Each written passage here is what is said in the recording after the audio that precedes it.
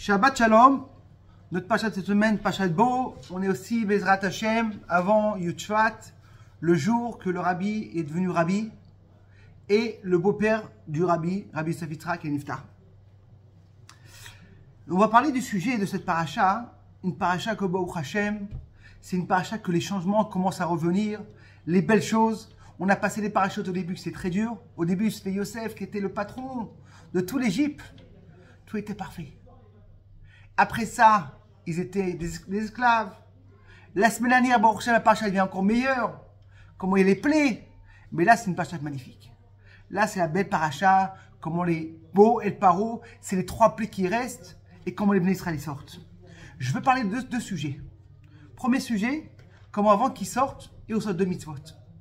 De faire le Korban Pessah, de faire de égorger le C, et de quoi? De le mettre à côté du lit. Il prenait la petite brebis, il le mettait à côté du lit, et de faire la Brit Mila. Et aussi le sujet de quoi? De que la Torah nous raconte comment la Torah dit que chacun, Dieu demande à Moshe, qui va demander que chacun va aller demander à son ami des habits, les femmes ont des habits, des bijoux, et les hommes aussi. Et la Torah te dit, s'il te plaît, va leur demander. Maintenant, quand on voit la Torah, on voit que le sujet de quoi? De demander l'argent qu'il va demander des Égyptiens, on le voit 4 fois. Première fois chez Abraham, après on voit que Moshe Rabbeinu, dans le Snil, Dieu lui raconte ça, que il faut qu'ils vont demander l'argent des Égyptiens. Là, Daberna, Bezna, Veshalou, Ishmedreu, qui vont demander de chacun une femme à une femme et à l'homme, et à la fin quand ils sortent. Et la question que je me demande, pourquoi? Oh, la Gemara nous dit un pirouge qui est incroyable, c'est qu'en vérité, Dieu l'a promis à Abraham, il a promis à Abraham qu'ils vont sortir avec une grande richesse. Ils vont être esclaves, mais après ça, ils auront une grande richesse. Et là, Dieu l'a dit, si maintenant je vais réaliser la première chose, qu'ils sont partis esclaves, et pas la deuxième chose, il va venir chez moi et dire pourquoi? Pour pas qu'Abraham il va se plaindre, je demande. S'il vous plaît, demandez à vos voisins, comme ça vous êtes sortis une grande richesse. Et la question que je demande, seulement c'est Abraham, c'est important. Et si Abraham ne veut pas se plaindre? Mais encore plus que ça. Hachem, il peut dire à Abraham, écoute-moi, un petit peu de savlanout, attends un petit peu. Dans une semaine, ils vont aller dans la mer Rouge. Et là-bas, la Torah nous raconte que quoi? Que quand ils sont passés dans la mer, les Égyptiens, ils sont venus avec de l'or et des diamants. On pourra tous les récupérer. On sait que c'est des 10 fois plus.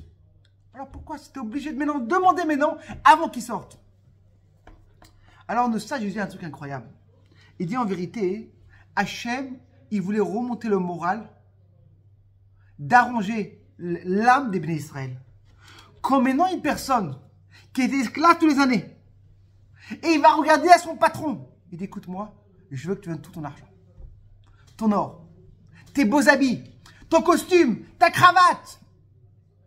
Et il lui donne tout. Il n'y a pas plus fort que ça. Comme la Gemara nous raconte, après 1500 ans, il y avait un qui s'appelait Alexander Gadol. Il a conquis tout le monde. Il a conquis le Mizrahat Tichon, au droit, il y avait l'Irak, l'Iran, l'Inde, tout. Et il a fait une soirée. Et qui est venu l'Égyptien? Et l'Égyptien, il est venu, il a dit quoi? J'ai vu dans votre Torah que vous avez demandé de l'or et des diamants et vous êtes partis, vous n'êtes plus revenus. On veut relever tout l'argent et avec les intérêts. Et les Chachamim, ils ne savaient pas quoi faire. Qu'est-ce qu'on va leur dire? Tout à coup, une personne simple qui se levait, Gavia ben Passissa, il dit, moi j'ai une réponse. Les Chachamim disent, c'est quoi? Va leur dire. Il dit, dans la Torah, il y a écrit, on était 600 000 personnes et on a travaillé pendant 430 ans. Si tu fais 600 000 fois 430 ans, payez-nous! Et la Torah nous raconte comment l'Égyptien s'est sauvé, il n'avait pas quoi répondre. Il savait qu'en vérité, c'est encore plus que ça. Une question que je demande, mais il n'y avait pas 430 ans que c'était en Égypte, les Bnei Israël. Il c'est seulement 85 ans. Seulement, il y a un pirouge qui explique qu'en vérité, il n'y a eu qu'un cinquième sorti d'Égypte. Beaucoup sont restés en Égypte. Ah, ils sont déjà habitués. Et si on fait un cinquième fois 85, ça fait 430 ans. Et c'est qu'est-ce qu'on a demandé. Et là, on va voir en vérité Qu'est-ce qui nous explique en vérité Gabriel Ben Sisa? C'était quoi la drisha? C'est quoi qu'ils ont demandé les bénis Israël aux Égyptiens? Le travail qu'ils ont travaillé. Et dans le travail, à quoi? Il y a deux choses. Quand une personne va au travail, il y a une des choses qui va pour travailler. Mais il y a une chose, pourquoi? Pour un bon sentiment. On se fait des recherches. Des fois, les gens ils vont quitter leur travail juste parce qu'ils ne sont pas bien. Mais tu vas gagner moins. Je m'en fous. Je vais me sentir bien. C'est qu'en vérité, le sentiment d'une personne est tellement important. Et c'est ça qu'on va rien comprendre en vérité. Puisqu'Abraham, c'est quoi? C'est comme notre père. Il dit, quand les Bnei Israël vont sortir d'Égypte, je veux qu'ils sortent comme des patrons. C'est vrai qu'ils vont recevoir. Avec un bon sentiment. Avec le cœur rempli. Qui vont pas quoi? Vide. Comme on raconte, une fois une personne est passée vers le rabbi. Il y a un vieux. Il dit, Rabbi, j'arrive pas à comprendre. Comment vous faites tellement d'heures à distribuer le dollar? Vous n'êtes jamais fatigué? Et le rabbi lui dit, quand une personne compte des diamants, il se fatigue. Moi, je vois dans chaque juif son effet, son cœur. Quand je donne un petit mot, ça lui monte le moral. Et ça me fait tellement du bien. Ça veut dire qu'en vérité, on voit l'importance de quoi? D'une bonne chose. Comme le Pirkei Avot, il nous dit, il y a 4 midot dans la chesed. Il y a le rachat qui dit que qu'est-ce qu'il y a à toi, c'est à moi. Et qu'est-ce qu'il y a à toi, c'est à moi. Et qu'est-ce qu'il y a à moi, c'est à moi. Le chassid, il dit, qu'est-ce qu'il y a à moi, c'est à toi. Hein? Et qu'est-ce qu'il y a à toi, c'est à toi. Le sage dit, mais c'est pas un chassid. C'est un idiot. S'il donnera tout, qu'est-ce qu'il va avoir, lui? Le sage lui dit un truc incroyable. À Omer, une personne qui va dire, qui va lui donner un sentiment tellement bien, qui va lui dire que tout, qu'est-ce qu'il y a, même qu'il y a à moi, c'est à toi. Il va lui faire un sentiment que quand on lui donne une chose, c'est pour lui. Et quand une personne, il lui fait un sentiment, il n'y a pas plus important qu'un sentiment. Comme la Gemara nous dit, il y a 6 niveaux dans le chesed. C'est quand une personne, il ne donne pas seulement le chomer, seulement il donne pas seulement de l'argent, et aussi il donne quoi? La parole, le sentiment, comment la personne, il va sentir une belle chose. Et là, en vérité, là, on va comprendre c'est quoi l'importance, comment donner un bon sentiment. On raconte une fois une histoire. Le Rav, il raconte une fois qu'il était une fois comme ça un soir, il est minuit et demi, et il voit à Kfar Chabad, comment des petits jeunes, dehors comme ça. Il va le voir, il dit, mais vous savez quoi, il est minuit et demi, pourquoi vous rentrez pas à la maison?